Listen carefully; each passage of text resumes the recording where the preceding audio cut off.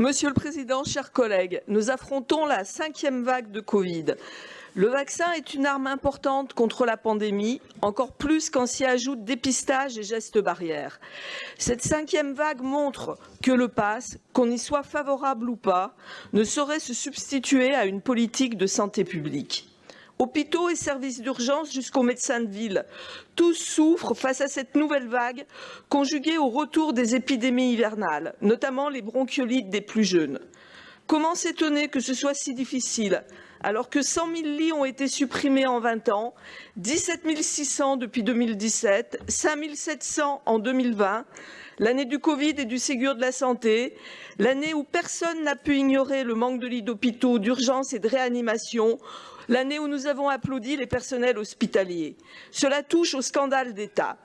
Aux HCL de Lyon, le plan blanc a été décidé ce 6 décembre. Les lits de réanimation pédiatrique sont occupés à 105%, voire 110%.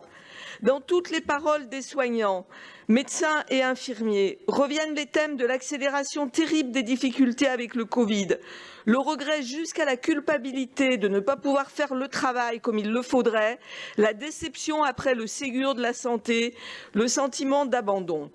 Le directeur général des HCL indiquait début septembre qu'une centaine de postes restaient vacants, d'où un déficit d'activité de 15 à 20%, et la situation n'est pas revenue à la normale. À Lyon Sud, ce sont 88 lits fermés et le tiers des salles opératoires. Récemment, l'hôpital de Givors fermait les urgences de nuit. La psychiatrie est fortement impactée, malgré des besoins croissants. Au Vinatier, il manque 80 infirmiers, 40 aides-soignants, 30 médecins et 150 lits ont été fermés en 2020. La métropole et les communes se sont fortement engagées sur la vaccination, se substituant parfois aux carences de l'État. Nous savons tous que les chiffres de la vaccination sont fortement liés au niveau de vie des personnes, y compris dans notre métropole. Fracture sociale, fracture numérique, fracture médicale s'additionnent et sont les freins essentiels à la vaccination. Comment ne pas mettre cette situation en rapport avec la casse des services publics de proximité, l'absence de centres de santé proches des habitants, l'usage de plus en plus obligatoire du numérique pour prendre rendez-vous, la difficulté à trouver un médecin traitant. Et comment accepter la décision de Sanofi de ne pas poursuivre la mise au point de son vaccin à ARN messager il y a quelques semaines parce que celui-ci arriverait trop tard sur le marché alors que 12 milliards de doses de vaccins anti-Covid auront été produites au total d'ici la fin de l'année. Pourtant, des centaines de millions de femmes et d'hommes n'ont pas accès au vaccin dans le monde pour le plus grand bonheur des variants. Une histoire de gros sous en somme. Décidément, la levée des brevets mériterait plus d'engagement. La santé est de la responsabilité de l'État et c'est lui qu'il faut faire bouger sur ces questions. Nos compétences propres, protection de l'enfance, personnes âgées, dépendance, personnes porteuses de handicap, sont impactées par ce recul du système de santé publique français qui nous a longtemps été envié.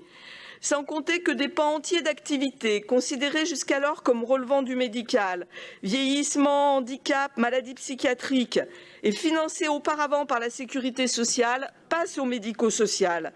Cela veut dire qu'elles sont désormais financées à 80% par les collectivités locales, l'impôt et le bénéficiaire, autrement dit le ou la patiente, voire sa famille. La santé est une des premières préoccupations de la population. Nous le voyons bien avec l'hôpital Henri Gabriel. Les personnels comme les usagers attendent notre engagement sur ces questions.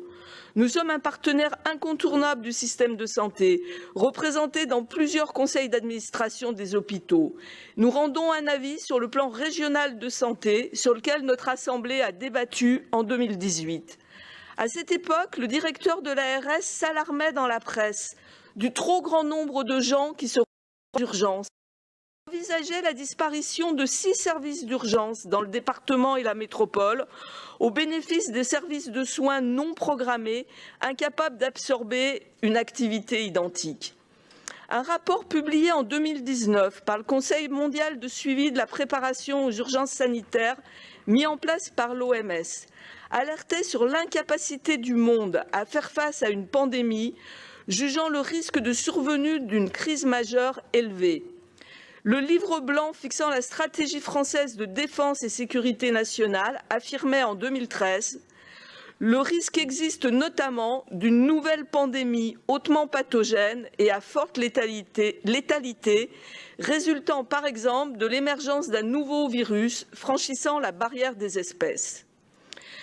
Qu'avons-nous fait depuis toutes ces informations? Qu'ont fait les décideurs? Nous sommes légitimes et je dirais que nous avons la responsabilité de nous interroger sur les raisons qui ont conduit à cette crise et pourquoi nous avons été collectivement, et nous le sommes toujours, mis en difficulté sur une mission publique de base, assurer la protection des populations contre une pandémie.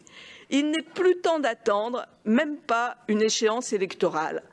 C'est pourquoi, comme le permet l'article 96 de notre règlement intérieur, nous renouvelons notre demande de création d'une mission d'information et d'évaluation de l'état du système de santé dans la métropole, qui entendrait l'ARS, les HCL, les organisations professionnelles et syndicales. Dans le respect des compétences de chacun, nous devons jouer notre rôle d'alerte auprès des responsables nationaux et locaux de la santé publique, notre rôle d'information auprès des citoyens pour comprendre, débattre et agir et évaluer au mieux notre propre politique publique dans leur impact sur la santé.